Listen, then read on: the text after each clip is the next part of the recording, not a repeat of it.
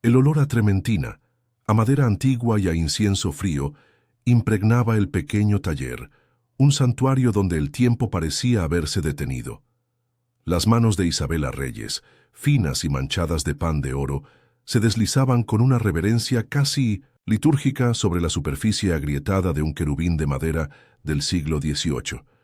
Trazaba las líneas de su rostro tallado, una expresión de éxtasis divino congelada para siempre, y sentía una punzada de extraña afinidad. Ella también vivía en un estado de suspensión, atrapada entre la devoción al deber y un silencioso vacío que le carcomía el alma. Era un secreto que guardaba con más celo que las frágiles reliquias que le confiaban. Una procesión interna, de anhelos insatisfechos que desfilaba tras sus ojos melancólicos. Su vida, como el arte que restauraba, era hermosa en apariencia, pero frágil y marcada por las fisuras del tiempo y la renuncia. Si quieres saber si Isabela encontrará una devoción tan real como la que restaura en el arte, o si su destino ya está sellado por su familia, mira hasta el final. Te invito a suscribirte al canal y comentar desde dónde nos estás viendo. Continuamos. Isabela Reyes tenía 22 años y una sensibilidad que el mundo moderno parecía decidido a castigar. Su profesión como restauradora de arte sacro no era una simple elección de carrera, sino un refugio. En su pequeño taller, ubicado en la parte trasera de la decadente mansión familiar en Coral Gables, el ruido de las expectativas se atenuaba. Allí, rodeada de santos de madera con miradas piadosas y vírgenes con mantos descoloridos, podía respirar. Se movía con una gracia silenciosa, una joven de otra época cuya alma parecía más en sintonía con los misterios de la fe y el sacrificio que con la vibrante y superficial vida de Miami, que se extendía más allá de sus muros. Vivía como una espectadora de su propia existencia, observando los colores de su vida desvanecerse antes de haber tenido la oportunidad de brillar con intensidad. Su virginidad a los 22 años no era motivo de vergüenza, sino la manifestación física de su idealismo. No era el resultado de un trauma, ni de una estricta imposición religiosa, sino de un romanticismo intransigente y una timidez que la amurallaba. Isabela anhelaba una conexión que trascendiera lo carnal, un encuentro de almas que leyera en las novelas clásicas y que viera reflejado en la devoción absoluta de las figuras que restauraba. Había rechazado torpemente los pocos acercamientos que había recibido, incapaz de fingir un interés que no sentía, buscando una profundidad que parecía extinta en su generación. Esta pureza no era una virtud que exhibiera, sino una fortaleza, secreta, una última frontera de su verdadero yo que se negaba a entregar a un mundo que no comprendía su valor, convirtiéndola en una extraña en su propio tiempo. La presión sobre sus hombros era tan palpable como la humedad de Miami en 1900 agosto. La familia Reyes, descendiente de una orgullosa estirpe cubana, se aferraba a la fachada de su dinero antiguo, mientras la realidad de una ruina financiera inminente amenazaba con derrumbarlo todo. La majestuosa casa de Coral Gables, con sus columnas de estuco y sus jardines descuidados, era un mausoleo de glorias pasadas. Cada cena familiar era una actuación, cada conversación estaba teñida por el miedo al «¿qué dirán?». Isabela, la hija menor y más dócil, siempre a la sombra de su carismática hermana mayor, había sido designada como el sacrificio necesario. Su vida no le pertenecía. Era un activo más, la última joya de la corona familiar que debía ser utilizada para asegurar la supervivencia del linaje en suelo americano.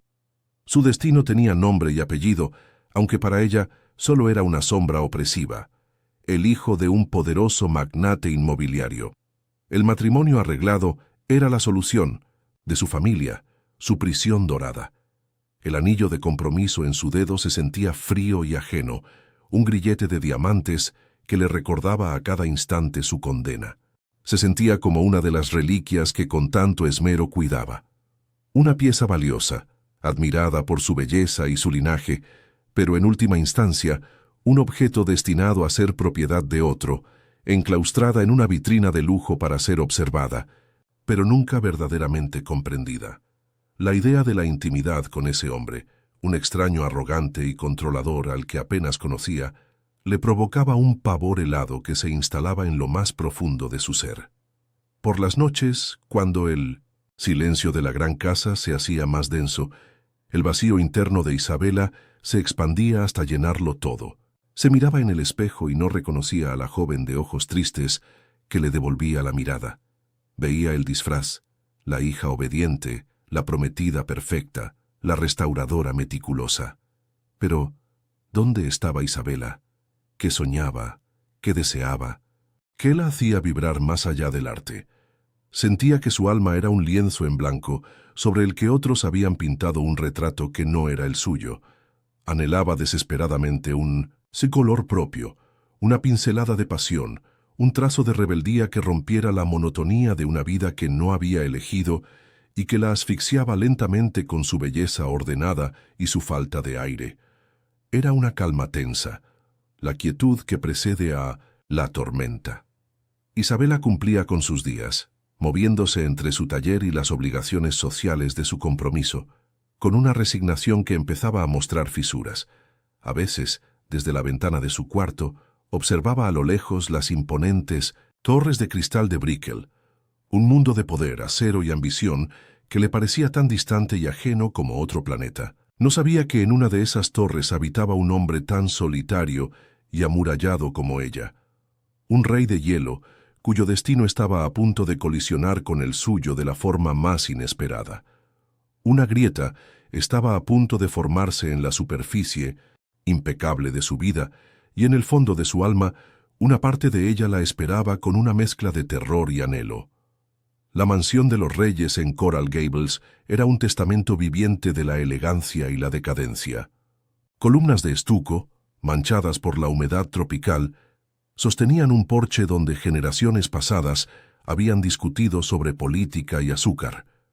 Ahora, un silencio pesado, impregnado del aroma a gardenias marchitas y a muebles que necesitaban ser pulidos, reinaba en sus amplios salones. La casa, como la propia familia, se aferraba a su belleza exterior, mientras por dentro las termitas de la deuda y el orgullo herido la devoraban lentamente. Para Isabela, cada crujido del suelo de madera era un suspiro de la gloria perdida. Cada reflejo en los cristales empañados le devolvía la imagen de una prisionera en un museo de su propia historia familiar, un lugar demasiado grande y demasiado vacío para albergar un sueño tan pequeño como el suyo. Su madre, Elena, era la guardiana de las apariencias, una mujer cuya voluntad de hierro estaba forjada en el miedo al escándalo y a la pérdida de estatus. Se movía por la casa con la autoridad de una generala, inspeccionando sus tropas, su amor una forma de control tan sutil como asfixiante. Por las mañanas entraba en el cuarto de Isabela, no para despertarla con un beso, sino para evaluar su aspecto, para asegurarse de que la futura esposa de un magnate proyectara la imagen adecuada. «Ese vestido te hace ver pálida, mi vida», decía, mientras sus dedos arreglaban un mechón de pelo con una presión que era más una orden que una caricia. En sus ojos, Isabela no veía afecto, sino el reflejo de una ambición desesperada, la de una mujer que usaba a su propia hija como el último baluarte contra el fracaso social. Su hermana mayor, Sofía, era el sol brillante en el firmamento familiar, mientras que Isabela era la luna pálida que apenas se atrevía a reflejar su luz. Carismática, pragmática y casada con un banquero de inversión, Sofía había cumplido con su parte del pacto familiar. A menudo visitaba la casa, llenando el silencio con su risa fácil y sus historias de galas benéficas y viajes a los Hamptons. Miraba a Isabela con una mezcla de lástima y envidia. «Ay, hermanita, qué suerte tienes. No tienes que preocuparte por nada. Papá y mamá lo han arreglado todo para ti», le decía, sin comprender que esa suerte era una jaula. Sofía representaba el éxito según las reglas del mundo de su madre, un mundo en el que Isabela se sentía como una extranjera que no hablaba el idioma de la ambición y el pragmatismo. El patriarca, Ricardo Reyes, era una sombra de lo que fue, un hombre que había heredado una fortuna y no había sabido conservarla Ahora pasaba sus días en su estudio, rodeado de mapas antiguos de Cuba y el olor a tabaco rancio de un puro que nunca encendía. Su silencio era una forma de abdicación. Había entregado el timón del destino familiar a su esposa, incapaz de enfrentar la humillación de su fracaso. Durante las cenas, apenas hablaba, sus ojos perdidos en algún punto del pasado. Su presencia era una carga más para Isabela, el peso de un rey destronado cuya única esperanza de restaurar su honor recaía en el sacrificio de su hija menor. Él no la presionaba con palabras, sino con la abrumadora decepción que emanaba de cada uno de sus suspiros cansados. La rutina de Isabela era un péndulo que oscilaba entre dos prisiones, la soledad de su taller y la falsedad de sus obligaciones sociales. Las mañanas eran suyas, un respiro sagrado entre pigmentos y maderas antiguas, donde podía casi olvidar quién era. Pero las tardes le eran robadas. Eran para pruebas de vestidos de novia, para almuerzos con su futura suegra, una mujer tan fría y calculadora como su hijo, y para clases de etiqueta que su madre insistía que tomara. Cada evento era una capa más de barniz sobre su verdadera identidad, puliendo la superficie de la prometida perfecta, mientras su interior se agrietaba. Se movía a través de estos compromisos con una gracia ausente, su sonrisa un delicado artefacto que había aprendido a restaurar cada mañana frente al espejo, aunque cada vez le costaba más encontrar las piezas originales. Su prometido, Eduardo Villanueva, era una presencia más opresiva en su ausencia que en su compañía. Un hombre acostumbrado a adquirir lo que deseaba, la trataba como su más reciente y prestigiosa compra. Sus llamadas eran interrogatorios disfrazados de interés. Sus regalos caros se sentían como pagos a cuenta. Recordaba su último encuentro en un exclusivo restaurante de Brickell, donde él había pasado más tiempo hablando de sus adquisiciones inmobiliarias que mirándola a los ojos.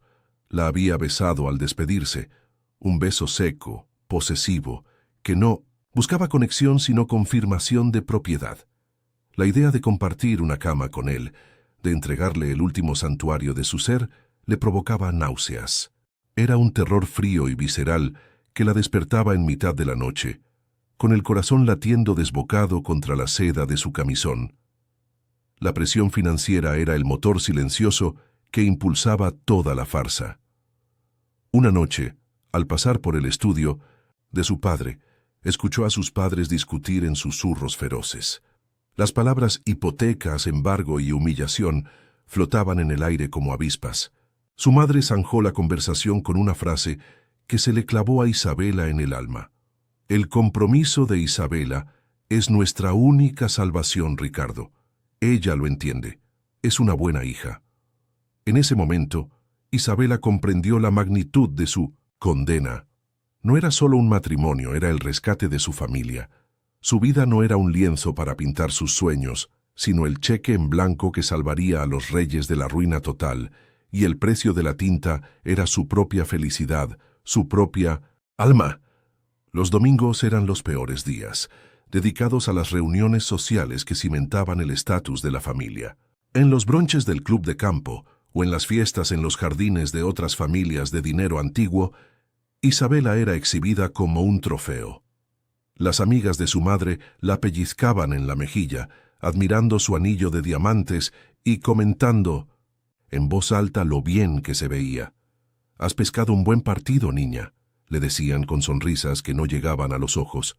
Ella sentía las miradas sobre sí, analizándola, tasándola. Era un objeto de arte en una subasta, y el martillo ya había caído.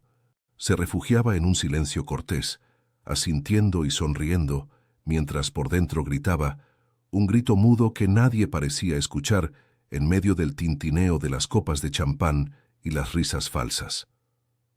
De vuelta en la seguridad de su habitación, el peso del mundo caía sobre ella.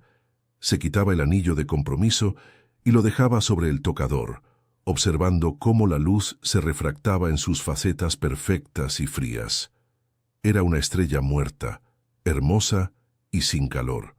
Se miraba en el espejo y se preguntaba quién era esa extraña de ojos asustados. ¿Era la restauradora que encontraba belleza en lo roto? ¿O era simplemente otra reliquia, esperando ser colocada en el altar de un matrimonio sin amor? Un anhelo feroz y desesperado por algo auténtico, por un solo toque que no fuera una transacción, por una mirada que la viera a ella y no a su apellido, comenzó a arder en su pecho. Era un fuego pequeño, pero en el desierto de su vida amenazaba con convertirse en un incendio. La fecha de la fiesta oficial de compromiso se acercaba, un punto en el calendario que marcaba el final de su vida tal como la conocía. Las invitaciones, impresas en un costoso papel berjurado, habían sido enviadas. Para su familia era el comienzo de su restauración, para Isabela era su sentencia definitiva. El aire en la casa de Coral Gables se sentía más denso, cargado con la electricidad de la expectativa.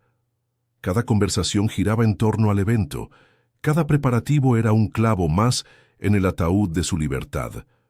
Isabela sentía que caminaba por un pasillo que se estrechaba, dirigiéndose hacia un altar donde no sacrificaría solo su virginidad, sino su misma esencia.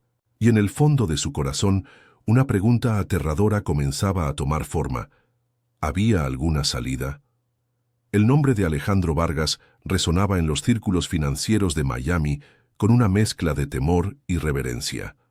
A sus 32 años, era el CEO y fundador de Vargas Global Tech, un coloso de la logística y la tecnología que había construido desde cero con una inteligencia y una crueldad legendarias.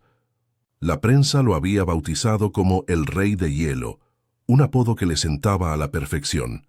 Vivía y trabajaba en la cima de una torre de cristal en Brickell, un penthouse minimalista y frío que era más una fortaleza que un hogar. Sus paredes estaban adornadas con arte contemporáneo que valía millones, pero que él miraba con el mismo desapego con el que analizaba un informe de mercado.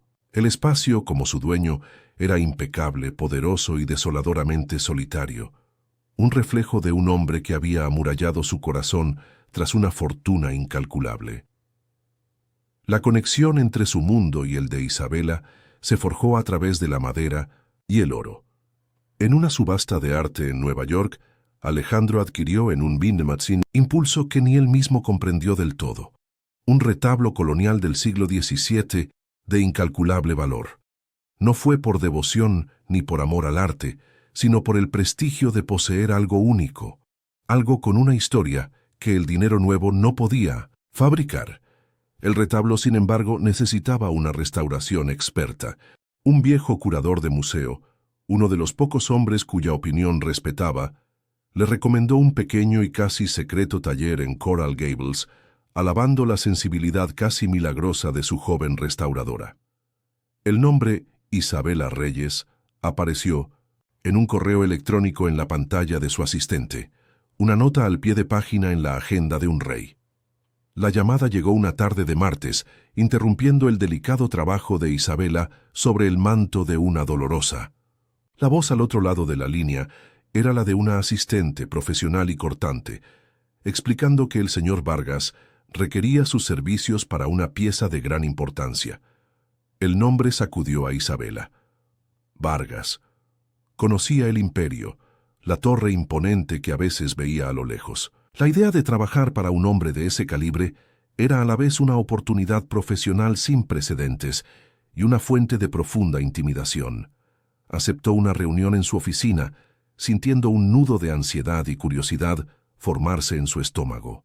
Era un encargo que podría salvar el modesto taller de su familia, pero sentía que estaba a punto de entrar en un territorio completamente ajeno y peligroso. El viaje a Brickell fue como cruzar una frontera invisible hacia otro país. Dejó atrás las calles arboladas y la decadencia señorial de Coral Gables para sumergirse en un cañón de acero y cristal. El vestíbulo de la torre de Vargas Global Tech era un templo al poder corporativo, con suelos de mármol que reflejaban la luz fría y un silencio solo roto por el susurro de la gente importante. Un ascensor privado la llevó en un ascenso vertiginoso y silencioso hasta el último piso. Las puertas se abrieron directamente a una vasta biblioteca. Las paredes estaban cubiertas de libros encuadernados en piel, pero el aire olía a nuevo, no a papel viejo. Y allí, de espaldas a ella, contemplando la ciudad a través de un ventanal que ocupaba toda la pared, estaba él. Alejandro Vargas se dio la vuelta lentamente. Era más alto de lo que había imaginado, con un traje a medida que parecía una segunda piel y un rostro de ángulos afilados que podría haber sido tallado en granito. Pero fueron sus ojos los que capturaron a Isabela. Eran de un gris tormentoso, fríos y analíticos, pero en su profundidad ella percibió algo más, un atisbo de una soledad tan vasta como la vista panorámica detrás de él. Su saludo fue un gesto de cabeza, su voz un barítono controlado y carente de calidez. «Señorita Reyes, gracias por venir», dijo, y las palabras parecieron llenar la habitación con el peso de su autoridad. Ella se sintió pequeña, una reliquia de otro tiempo en medio de aquella modernidad implacable y desalmada. La condujo hacia el centro de la estancia, donde el retablo descansaba sobre un soporte especial, pareciendo fuera de lugar en medio, de tanta perfección estéril. Él habló de la pieza en términos de procedencia, inversión y valor histórico. Sus palabras eran precisas, informadas, pero desprovistas de cualquier emoción. Isabela, en cambio, se acercó al retablo con la reverencia que le era natural. Sus dedos apenas rozaron la madera policromada, sintiendo las historias de fe y sacrificio contenidas en sus grietas. Comenzó a hablar, su voz inicialmente temblorosa, ganando confianza a medida que se adentraba en su mundo. Le explicó la simbología de los colores, la técnica del estofado, el alma del artesano anónimo que había vertido su devoción en cada pincelada y cada golpe de gubia. Mientras Isabela hablaba, Alejandro dejó de mirar el retablo y la miró a ella. Estaba completamente absorto, no tanto por sus palabras, sino por la pasión que las imbuía. Observaba el modo en que la luz del ventanal iluminaba las finas partículas de polvo de oro en su pelo oscuro y cómo sus manos, delicadas pero manchadas, de pigmentos, se movían con una certeza y un amor que él nunca había presenciado. En su mundo de transacciones y agendas ocultas, la autenticidad de Isabela era un fenómeno desconcertante. Era como si ella misma fuera una obra de arte de un tiempo perdido, una criatura de una pureza y una sinceridad que él creía extintas. Por primera vez en años, el rey de hielo sintió una fisura en su armadura de indiferencia. Isabela, sintiendo su mirada intensa sobre ella, se detuvo por un instante. Se encontró con sus ojos grises y, para su sorpresa, no vio la frialdad que esperaba, sino una curiosidad profunda, casi vulnerable. La intimidación que había sentido al llegar comenzó a disolverse, reemplazada por una extraña intriga. Este hombre, rodeado de un poder y una riqueza inimaginables, parecía fascinado por la simple historia de un trozo de madera sagrada. Vio la contradicción en él, el magnate despiadado que había elegido salvar una pieza que hablaba de fe y redención. En ese silencio cargado, sintió una inesperada punzada de empatía por el hombre solitario que se escondía detrás del rey, una conexión tan sutil como el aroma a incienso antiguo que ella parecía llevar consigo. Para señalar una zona dañada por la carcoma, Isabela extendió su mano, sus dedos trazando el contorno de un ángel caído. Al mismo tiempo, Alejandro se inclinó para ver mejor, y sus dedos rozaron los de ella sobre la superficie dorada. Fue un contacto fugaz, accidental, pero una descarga de electricidad cruda y sorprendente recorrió a Isabela desde la punta de los dedos hasta el corazón. El aire entre ellos se espesó, vibrando con una tensión repentina e innegable. Ambos retiraron sus manos al mismo tiempo, como si se hubieran quemado. Sus miradas se encontraron y se sostuvieron por un segundo que se sintió eterno. Un universo de preguntas y posibilidades no dichas suspendido en el silencio de la biblioteca. El mundo profesional se había desvanecido, dejando solo a un hombre y una mujer. El momento se rompió tan rápido como había llegado. Alejandro se aclaró la garganta y su máscara de control se deslizó de nuevo a su lugar, aunque Isabela notó que sus ojos ya no eran tan fríos. «El trabajo es suyo, señorita Reyes. Mis asistentes se pondrán en contacto con usted para los detalles», dijo, su voz un poco más ronca de lo normal. Isabela asintió, incapaz de formular una respuesta coherente.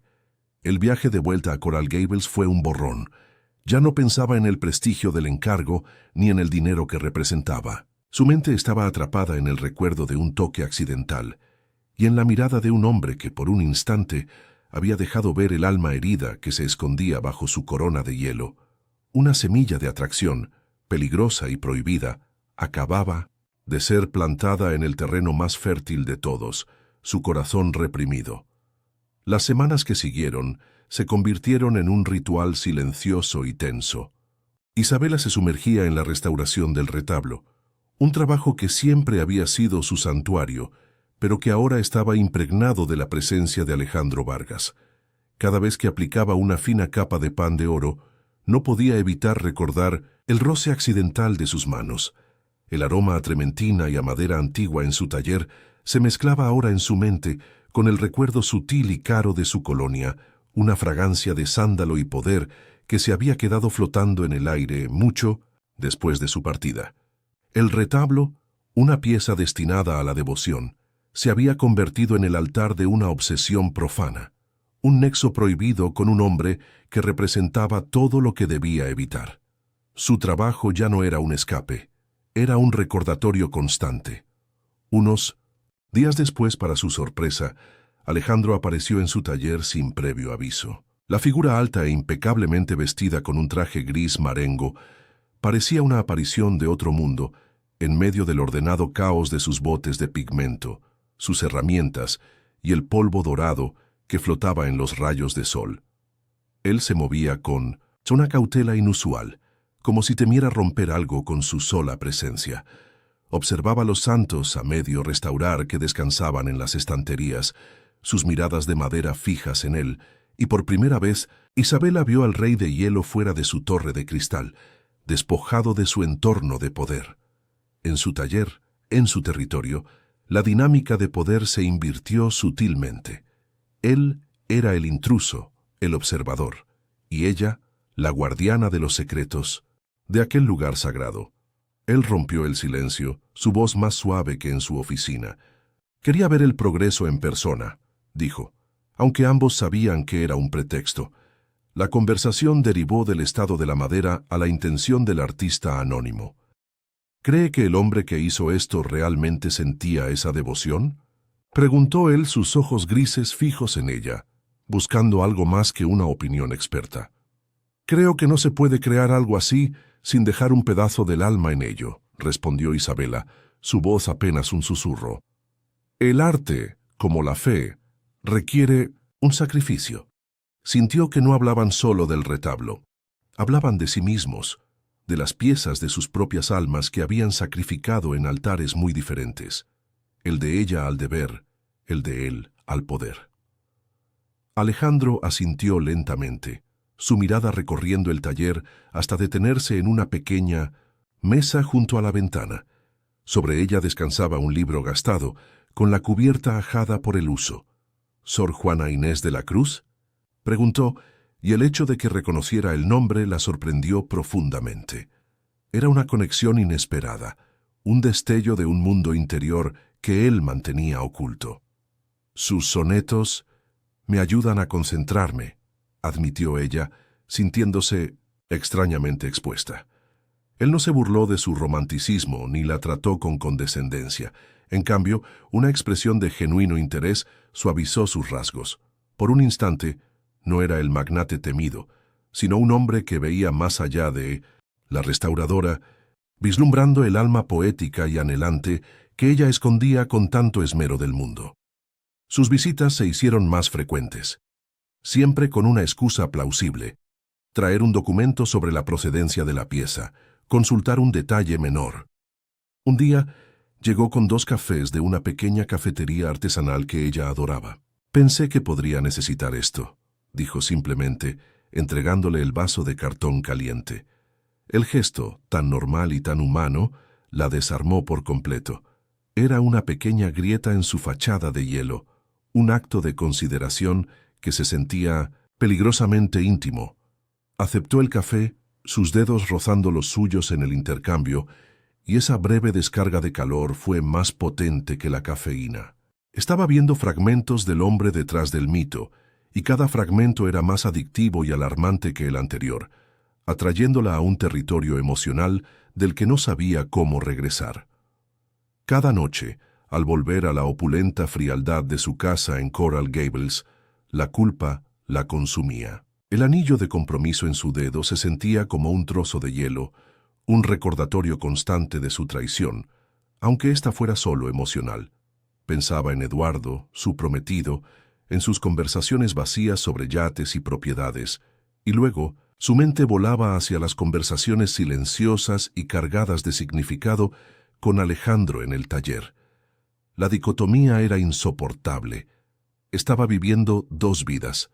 Una, la de la dócil prometida que aseguraría el futuro de su familia. La otra, la de una mujer que estaba despertando a un deseo tan profundo y aterrador que amenazaba con quemar todo su mundo. Se sentía como una de sus estatuas, agrietándose desde adentro mientras la superficie permanecía intacta. Una tarde, mientras una tormenta tropical azotaba Miami, la luz del taller comenzó a fallar. Isabela trabajaba hasta tarde, decidida a terminar una sección delicada del retablo.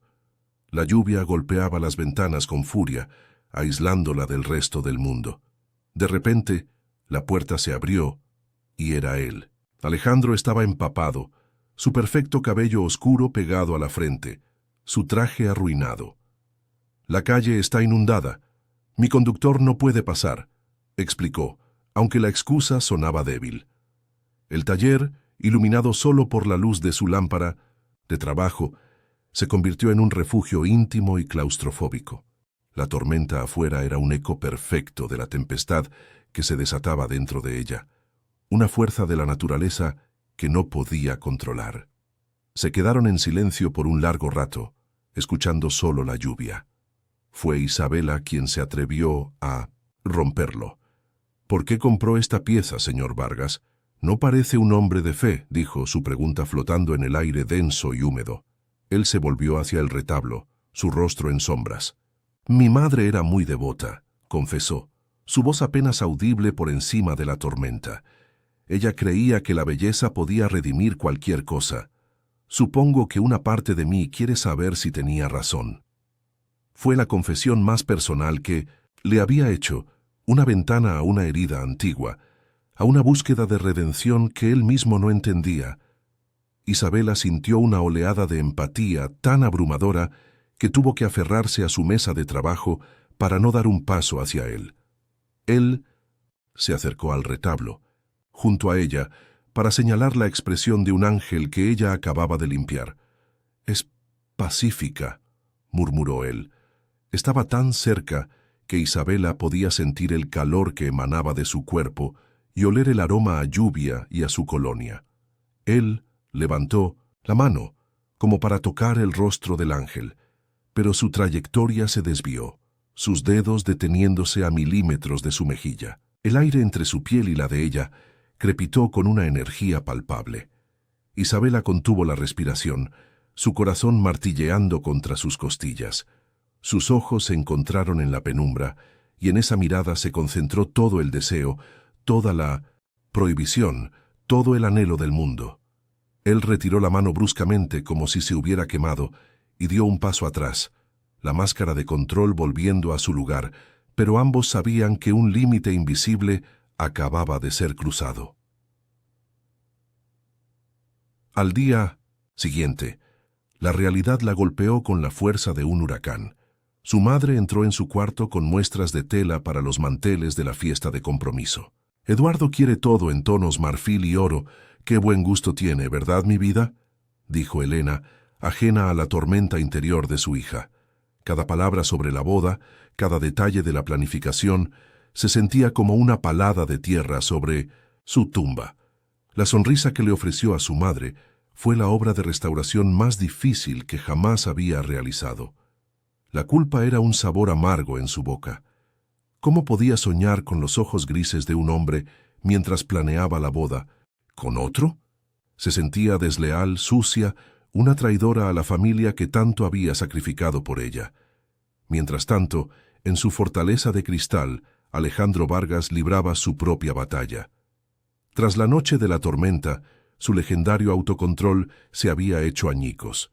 Se encontraba mirando por la ventana de su oficina, no a las cifras del mercado en sus múltiples pantallas, sino hacia la dirección de Coral Gables. Recordaba el olor a incienso y aguarrás del taller de Isabela, la forma en que la luz de la lámpara se enredaba en su cabello oscuro, la vulnerabilidad en sus ojos cuando le habló de Sor Juana. Por primera vez desde el accidente que había marcado su adolescencia, sentía algo más que el vacío o la ambición. Sentía un anhelo, una conexión que lo aterrorizaba y lo atraía a partes iguales. Estaba perdiendo el control, y la sensación era tan extraña y abrumadora como la propia vida. Sus visitas al taller cambiaron.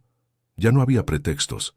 A veces, simplemente aparecía y se sentaba en un viejo taburete en un rincón, observándola trabajar en silencio durante 1 hora antes de irse sin decir apenas una palabra.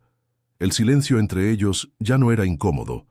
Se había convertido en un lenguaje propio, un espacio donde podían estar juntos sin las complicaciones de las palabras. Isabela sentía su mirada sobre ella, no como una evaluación, sino como una caricia. Se encontró trabajando con más cuidado, con más pasión, como si cada pincelada fuera una ofrenda para su audiencia silenciosa. En esa quietud compartida, su vínculo se profundizó de una manera que ninguna conversación podría haber logrado, una intimidad forjada en la ausencia de pretensiones. Fue durante una de esas visitas silenciosas que ella finalmente encontró el coraje. Dejó su pincel, se giró para mirarlo directamente, y con el corazón latiéndole en la garganta, le preguntó: ¿por qué sigue viniendo, Alejandro? Usar su primer nombre fue un riesgo calculado, un paso a través de la última barrera formal que los separaba. Él no pareció sorprendido por la pregunta, sino como si la hubiera estado esperando. Sus ojos grises, normalmente tan fríos y distantes, la miraron con una intensidad que la hizo estremecerse. Se tomó un momento antes de responder, un momento en el que todo el universo pareció detenerse, esperando su veredicto. La respuesta a esa pregunta cambiaría todo, y ambos lo sabían. Él se levantó del taburete y caminó lentamente hacia ella, deteniéndose a solo unos pasos de distancia. El poder que emanaba de él era casi físico, pero su expresión era de una vulnerabilidad que nunca antes había mostrado. Porque este taller, dijo, su voz un barítono bajo y ronco que vibró en el aire quieto, es el único lugar en esta ciudad que se siente real. Y tú eres la única persona que me hace olvidar quién se supone que debo ser.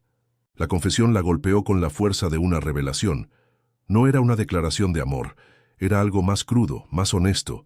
Era el reconocimiento de que ella era su ancla en un mundo de falsedad, su refugio. En ese instante, su dilema moral se cristalizó. Él no solo representaba el deseo, sino la autenticidad que ella anhelaba desesperadamente. Isabela se dio cuenta de que ya no podía seguir fingiendo. La atracción que sentía no era un capricho pasajero, ni una simple tentación. Era una conexión profunda con un alma tan solitaria y amurallada como la suya. Estaba enamorándose de Alejandro Vargas, el hombre prohibido, el rey de un mundo que no era el suyo. Ahora se enfrentaba a una elección imposible. Podía cortar todo contacto, terminar la restauración y entregarse a su destino, casándose con Eduardo y salvando a su familia mientras su propia alma se marchitaba. O podía seguir este camino peligroso, explorar este sentimiento que la hacía sentir viva por primera vez, arriesgándose a un escándalo que destruiría la reputación de su familia y la suya propia. Deber contra deseo, seguridad contra libertad. Esa misma noche, su teléfono sonó. Era Eduardo. Su voz, untuosa y posesiva, le habló de los planos de la casa que estaban construyendo en Key Biscayne, de su futuro, de la fiesta de compromiso, que sería el evento de la temporada. Cada palabra era un eslabón más en la cadena que la ataba. Colgó el teléfono sintiendo una oleada de náuseas. La imagen de esa vida perfecta y vacía era insoportable.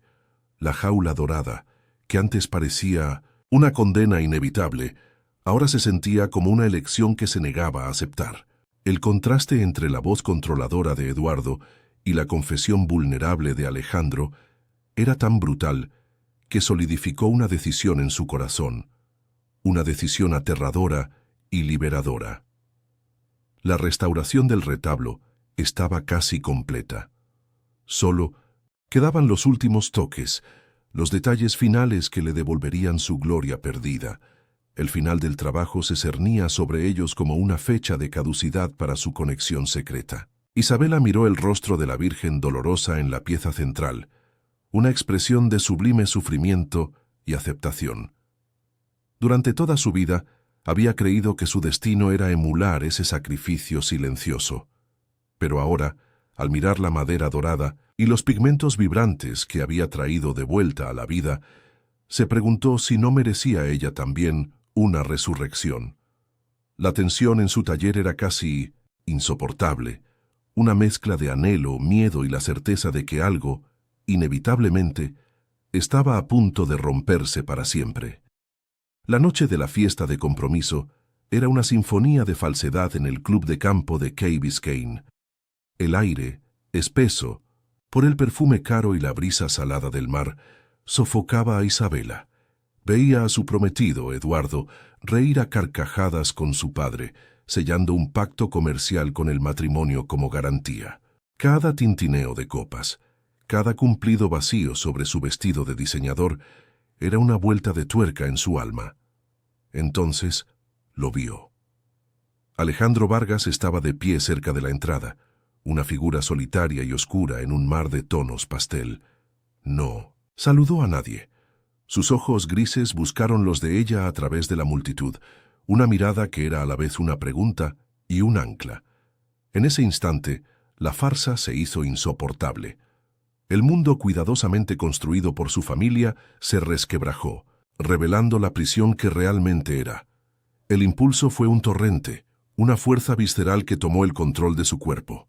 Con un movimiento que nadie notó, se deslizó hacia una terraza lateral, sus manos temblando mientras se quitaba el anillo de compromiso.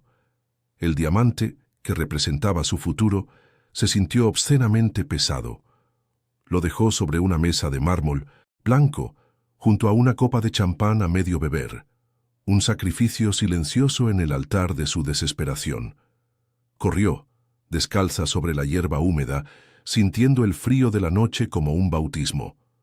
Un taxi la recogió en la entrada de servicio, el conductor lanzándole una mirada curiosa a su vestido de gala. «A Brickell, por favor», susurró su voz rota. Cada luz de la ciudad que pasaba por la ventanilla era un paso más lejos de la vida que le habían impuesto y un paso más cerca de un abismo aterrador y seductor. De pie frente al monolito de 1960, cristal y acero que era la torre de Alejandro, Isabela sintió una oleada de pánico. El portero la miró con una sorpresa apenas disimulada, pero la reconoció de sus visitas anteriores y le abrió la puerta sin hacer preguntas. El ascensor privado la ascendió en un silencio absoluto, un viaje vertical hacia el cielo o hacia su propia ruina. Su reflejo en las paredes de acero pulido le devolvió la imagen de una extraña, una princesa fugitiva con el rímel ligeramente corrido y una expresión de terror y determinación. ¿Qué estaba haciendo? ¿Qué esperaba encontrar allí arriba? No tenía un plan, solo un instinto primario que la había guiado hasta la puerta del único hombre que la había mirado sin ver en ella una transacción, un apellido o un activo familiar. El único hombre que la había visto. Las puertas se abrieron directamente a la penumbra de la biblioteca. Él estaba allí, de pie junto al inmenso ventanal, la silueta de la ciudad iluminada a sus espaldas. Se giró al oírla llegar, y no había sorpresa en su rostro, solo una profunda y sombría expectación, como si una parte de él hubiera sabido que ella vendría. Su vestido de satén marfil, elegido por su madre para simbolizar pureza y estatus, parecía un disfraz ridículo en la austera modernidad de su hogar. Él no dijo nada, pero sus ojos grises la recorrieron, notando su pelo alborotado, sus pies descalzos, la ausencia del anillo en su dedo. La máscara del rey de hielo se había desvanecido por completo, dejando al descubierto al hombre, vulnerable y expuesto ante la magnitud del gesto de ella. El silencio entre ellos vibraba con todo lo que no se había dicho. Fue ese silencio, esa aceptación sin juicio, lo que rompió sus últimas defensas. Las palabras brotaron de ella, un torrente incontrolable de verdad reprimida. No podía respirar. Susurró, la voz quebrada por un sollozo. Me sentía como una de mis estatuas, una pieza de exhibición en una vitrina. Todos me miraban, pero nadie me veía. Me estaban vendiendo, Alejandro, y yo los estaba dejando. Caminó hacia él, su confesión, llenando el espacio vacío entre ellos. Huí porque tu taller es el único lugar donde no soy la hija de los reyes, la prometida de Villanueva. Es el único lugar donde soy solo yo. Y tú eres el único que ha visto a esa persona. Se detuvo frente a él, temblando, ofreciéndole su alma, rota como la única dote que poseía. Él la escuchó con una quietud que era casi dolorosa. Cuando terminó, la guió suavemente hacia un sofá de cuero negro, su toque en el brazo una corriente de calor en su piel helada. Se sentó frente a ella y por primera vez le abrió las puertas de su propia fortaleza. Le habló de su adolescencia, de un día soleado en la bahía, del sonido de la risa de una chica y del crujido repentino de un mástil. Le confesó el accidente, la culpa que lo había carcomido durante 15 años y el miedo paralizante que le había dejado. Desde entonces, dijo, su voz un murmullo ronco, no he podido conectar. El contacto físico, la intimidad, me aterra. Pienso que voy a romper todo lo que toco. Tú eres la primera persona que me hace querer intentarlo. Su confesión era un espejo de la de ella, dos almas prisioneras de jaulas distintas. La revelación de su vulnerabilidad fue un bálsamo para la de ella. Ya no era el rey de hielo, el magnate todopoderoso. Era un hombre herido, tan asustado como ella. En un gesto que nació de la más pura empatía, Isabela extendió su mano y cubrió la de él. No fue un roce accidental como en el taller, fue una elección consciente, un puente tendido sobre el abismo de sus soledades. Él entrelazó sus dedos con los de ella, un agarre firme pero tembloroso. En ese contacto se reconocieron. Él vio la fuerza indomable bajo su apariencia frágil, y ella vio al niño perdido bajo la armadura del hombre. Ya no había barreras, ni títulos, ni fortunas. Solo eran un hombre y una mujer, despojados de todo, encontrando refugio el uno en el otro en la cima de un mundo que no los entendía. Él se inclinó hacia ella, su movimiento lento, casi vacilante, como si pidiera un permiso que ella ya le había otorgado con la mirada. El primer beso no fue de pasión arrolladora, sino de un descubrimiento tierno y reverente. Fue un beso que sabía a lágrimas saladas, a confesiones susurradas en la noche y a la liberación de años de soledad. Sus labios, que ella había imaginado fríos, eran cálidos y sorprendentemente suaves. Él la besó con una delicadeza que la desarmó, una caricia que buscaba sanar en lugar de poseer. Isabela le devolvió el beso con toda la devoción reprimida de su alma, entregándose no al deseo carnal, sino a la promesa de ser finalmente comprendida. El mundo exterior, con sus reglas y sus juicios, se desvaneció por completo, dejando solo el universo que estaban creando en ese instante. La condujo al dormitorio, una estancia vasta y minimalista, dominada por una cama que parecía flotar sobre el suelo. La primera noche juntos fue una coreografía de ternura y vacilación. Para ella era la entrega de un tesoro guardado con celo. Para él era el acto de valentía de bajar las armas y permitirse sentir. Fue torpe, honesto y profundamente conmovedor. Cada caricia era una pregunta, cada mirada una respuesta. Él exploró su cuerpo con la misma reverencia con la que ella restauraba sus reliquias, y ella descubrió en su toque no la posesión que tanto temía, sino una conexión que trascendía lo físico. En el silencio de la noche, dos almas fragmentadas se unieron, no en una explosión de pasión, sino en el acto silencioso y sagrado de reconstruirse mutuamente, pieza por pieza, en la intimidad de su santuario compartido. Cuando los primeros rayos del alba tiñeron de rosa y naranja el horizonte de Miami, Isabela yacía despierta, enredada en las sábanas de seda y en los brazos de Alejandro. Él dormía a su lado, su rostro por fin en paz, libre de la tensión que siempre lo marcaba. El rey de hielo parecía un simple mortal. Ella trazó con la yema del dedo el contorno de su mandíbula, sintiendo una mezcla abrumadora de amor y terror. Había cruzado todas las líneas, había roto todas las promesas y había incendiado su vida anterior. En el silencio de la mañana, en esa habitación suspendida sobre el mundo, se sentía más libre y más viva que nunca, pero sabía, con una certeza helada, que la paz era frágil. El sol que ahora se alzaba sobre la ciudad pronto iluminaría las ruinas que habían dejado atrás. El sonido del teléfono fue una cuchillada en la sagrada quietud del amanecer. Alejandro, que había dormido con una paz que no conocía en 15 años, se tensó al instante. La llamada era de su jefe de seguridad. Sobre la pantalla de su tableta, un titular de un blog de chismes de Miami gritaba en letras mayúsculas: «La prometida fugitiva y el rey de hielo, noche de pasión en Brickell». Debajo, una foto granulada pero inconfundible de Isabela, con su vestido de gala arrugado, saliendo del vestíbulo de la torre a primera hora de la mañana. El santuario se había hecho añicos. El mundo exterior, con sus garras crueles y su juicio implacable, no solo había golpeado la puerta, la había derribado, exponiendo su secreto más tierno y vulnerable a la luz más cruda y despiadada. La intimidad que habían construido se evaporó, reemplazada por el frío pánico de la exposición pública. La máscara del rey de hielo no regresó como una barrera de frialdad, sino como una armadura de emergencia forjada en el pánico. Isabela vio el cambio en él, la forma en que sus hombros se enderezaron, sus ojos grises perdiendo su recién descubierta calidez para convertirse en calculadoras piezas de acero. Ya no era el hombre herido que le había confesado sus miedos. Era el CEO de Vargas Global Tech, un estratega evaluando un desastre. Se levantó de la cama, moviéndose con una eficiencia desprovista de emoción, mientras su teléfono comenzaba a vibrar incesantemente con llamadas de su equipo legal y de relaciones públicas.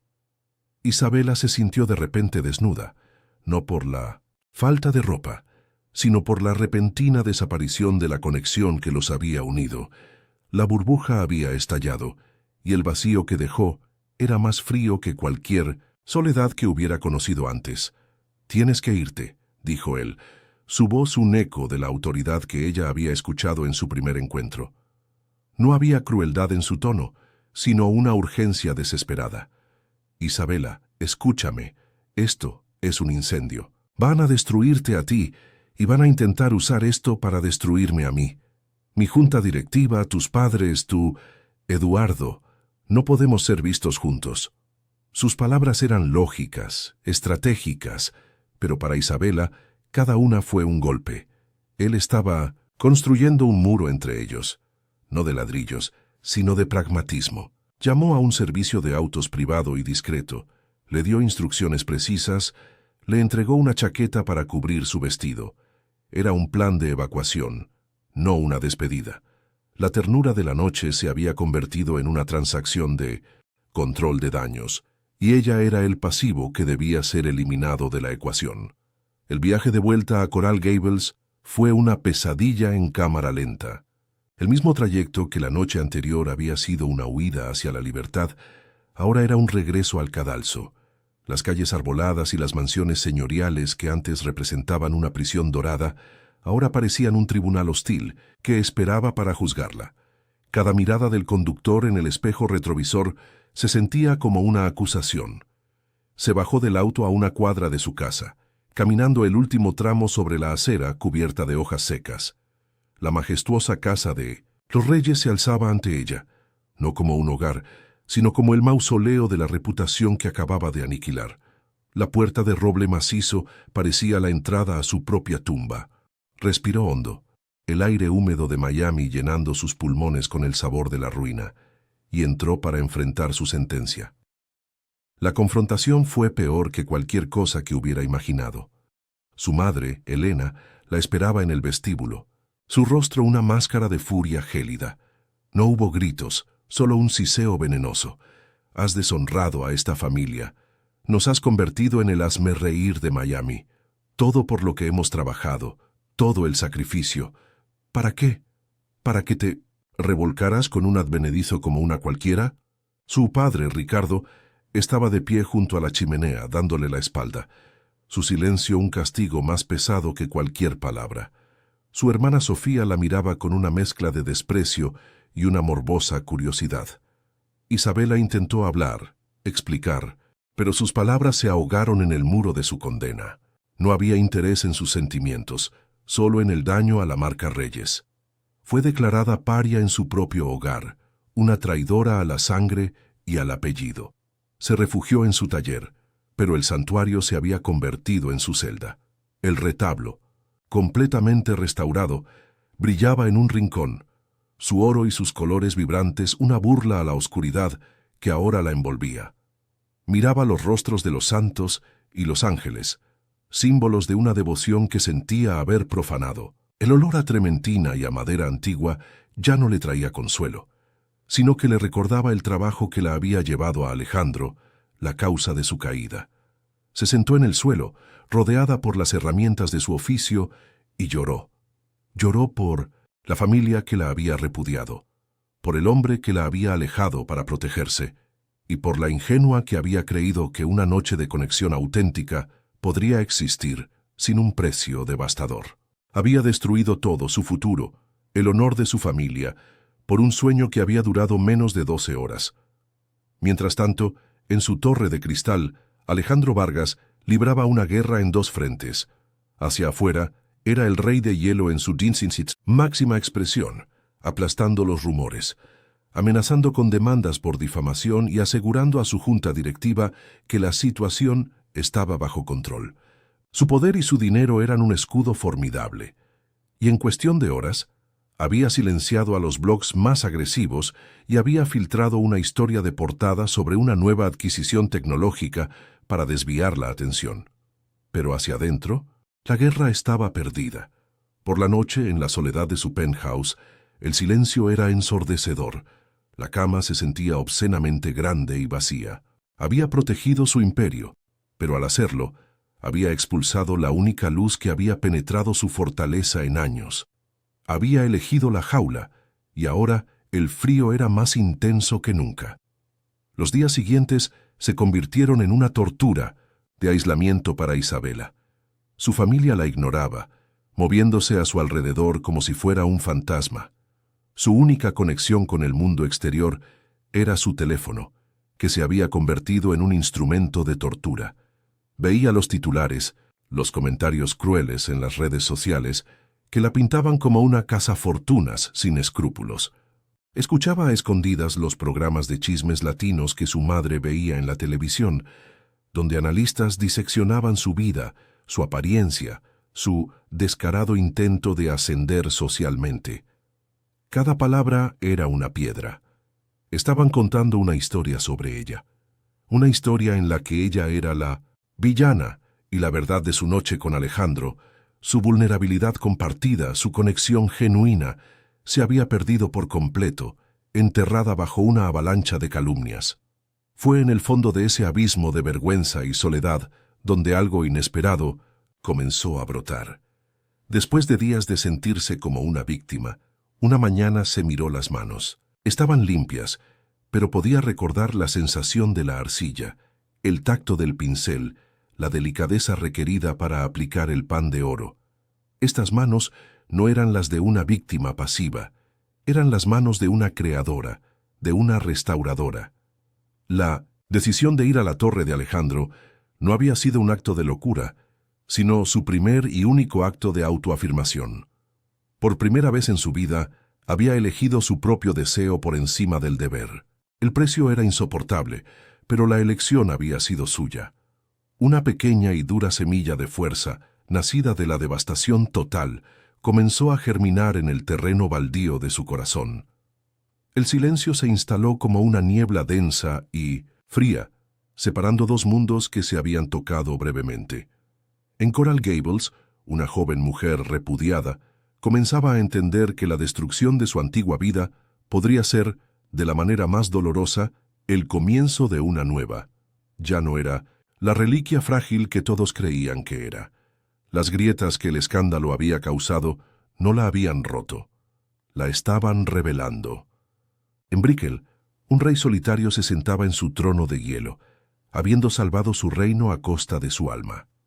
Ambos sufrían en su separación, atrapados en las consecuencias de su transgresión. Pero para Isabela, el miedo a haberlo destruido, todo comenzaba a ser reemplazado por una pregunta aterradora y extrañamente estimulante. Si ya no tenía nada que perder, ¿en quién podría convertirse ahora? Pasaron 6 meses, un tiempo medido no en días, sino en capas de pintura vieja raspadas y en la conquista de una nueva soledad.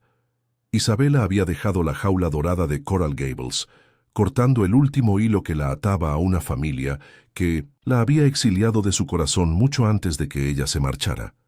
Ahora vivía en un pequeño apartamento sobre una tienda de cigarros en la calle 8, donde el aire olía a café fuerte, a guayaba y a la promesa de un nuevo comienzo.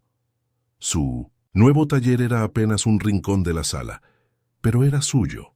Restauraba no ya grandes retablos para millonarios, sino los pequeños tesoros de la gente común. El marco de una foto, la muñeca de porcelana de una abuela, un santo de madera comprado en un mercado de pulgas. Era pobre, estaba sola, pero, por primera vez en su vida, era libre. Una noche, mientras aplicaba un delicado barniz sobre la tapa de una caja de música, un sobre apareció bajo su puerta. No era una factura ni correo basura, era de un papel grueso, color crema, con su nombre Isabela, escrito en una caligrafía afilada y controlada que le robó el aliento. Era la letra de Alejandro, su hermana Sofía, en un acto de piedad o, quizás de una extraña envidia por la libertad de Isabela, debió habérselo traído desde la casa familiar. Durante meses, solo había habido un silencio atronador, una ausencia que era una presencia constante. Ahora, este sobre era un fantasma en su puerta, un vestigio de un mundo que había quemado hasta los cimientos. Sus manos, manchadas con el polvo honesto de su trabajo, temblaban al sostener el peso de lo que podría haber dentro, el poder de reabrir una herida que apenas comenzaba a cicatrizar. Con el corazón martilleándole contra las costillas, abrió la carta. No era una disculpa, ni una súplica ni una declaración de amor. Era una confesión. Alejandro le contaba que había elegido su reino de hielo y que cada noche, el silencio de su penthouse era el eco de esa elección, un castigo autoimpuesto. No pedía perdón. En cambio, le hablaba del retablo. No lo había encerrado en una bóveda climatizada como un trofeo de su poder. Lo había donado de forma anónima a una pequeña y humilde misión en la pequeña Habana, un lugar que su madre había amado. Quería que estuviera donde la gente le rezara, no solo lo mirara, escribió. Quería que tuviera el propósito que tú viste en él. Algunas cosas hermosas no están hechas para ser poseídas. Era su expiación, un acto de fe silencioso, en un mundo que ambos habían dejado atrás. La carta no tenía remitente, ni un número ni una invitación. Era un punto final, no una puerta abierta. Sin embargo, sus últimas palabras resonaron en el alma de Isabela como un eco sagrado. Me enseñaste que la belleza no siempre sobrevive al tacto, pero que vale la pena arriesgarse a sentirla. Espero que estés en un lugar donde puedas sentir, sin miedo a romperte. Al leerlo, Isabela comprendió la verdadera naturaleza de su alejamiento. No fue por frialdad, sino por el terror de un hombre que creía que todo lo que tocaba se hacía añicos. El escándalo no la había destruido, la había liberado, y él, a su manera rota y silenciosa, había hecho lo mismo con el arte que los unió. Las lágrimas que cayeron sobre el papel no eran de tristeza, sino de un profundo y doloroso entendimiento. Él la había visto, y este era su adiós. Semanas más tarde, un impulso tranquilo la guió a través de las vibrantes calles de la pequeña Habana, hasta que encontró la misión. Era un edificio sencillo, encalado con bugambillas trepando por sus paredes. Dentro el aire olía a cera de vela, a flores frescas y a una fe tranquila y persistente, y allí, presidiendo el altar mayor, estaba el retablo. No había cuerdas, de terciopelo ni luces de museo, solo la suave luz del sol de la tarde filtrándose a través de un modesto vitral, haciendo que el pan de oro brillara con una calidez celestial. Parecía más grande, más sagrado, más en su lugar aquí que en cualquier otro sitio. Isabela se sentó en un banco de madera gastada, no para rezar, sino para estar en presencia de su historia compartida, sintiendo cómo el arte y el sacrificio finalmente habían encontrado su verdadero hogar, lejos del ruido del mundo. Cuando se levantó para irse, sintió una mirada sobre ella. Al fondo de la iglesia, envuelto en las sombras cerca de la entrada, estaba él, Alejandro. Su traje a medida parecía fuera de lugar, una armadura en un lugar de rendición. No estaba mirando el retablo, la miraba a ella. Sus ojos grises se encontraron con los suyos a través de la nave silenciosa, un puente invisible tendido sobre un abismo de dolor y tiempo. No hubo palabras, ni un solo movimiento, pero en esa mirada compartida estaba todo. El reconocimiento de la herida, el respeto, por la distancia y la certeza inquebrantable de que se habían salvado y destruido mutuamente para renacer. Él le dio un mínimo, casi imperceptible asentimiento de cabeza, un gesto de absoluto respeto. Ella se lo devolvió y luego se dio la vuelta y salió de la iglesia, no hacia la oscuridad, sino hacia la deslumbrante luz del sol de Miami, libre.